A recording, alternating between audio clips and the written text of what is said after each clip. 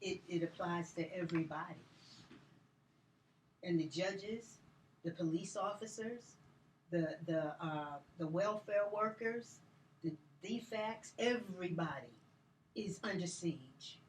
Everybody is needing to be cleared and cleansed and realigned and reoriented in the truth of who and what they are as intelligences of existence. And intelligences don't kill themselves. Right. Ashe. What is the best way to get the light and to get the blood cleansed? Best way to get, first starting with the blood. I think, like we said, you have to cease from eating. You have to take some time where you get on a water purification diet, and then you get the necessary minerals, you get the necessary herbs to properly cleanse the liver, the gallbladder, the pancreas, the kidneys, these things, your arteries. That's the most important thing, because all the different ailments that we face are caused by the same thing. It's caused by the diet.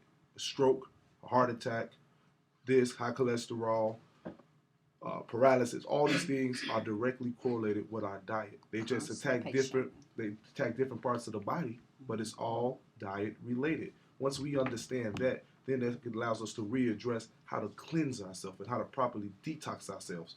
And it starts with the food we eat. First and foremost, cease and desist the food you eating. These poisons that you put in your body on a regular basis, you have to stop.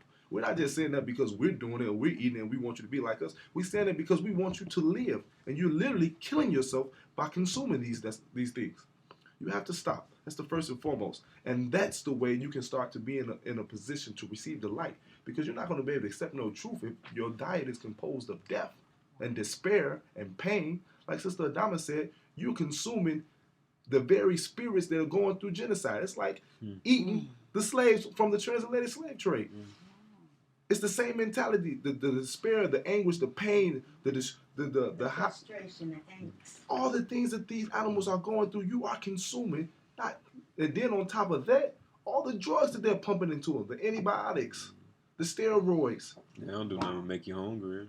So now you're being formed into something else that's not human. You're becoming non-human. So you're genetically being altered, genetically being modified. That's why they call genetically modified organisms, not because it's the food that they're genetically modified. It's because they're genetically modifying you. So you don't be human no more.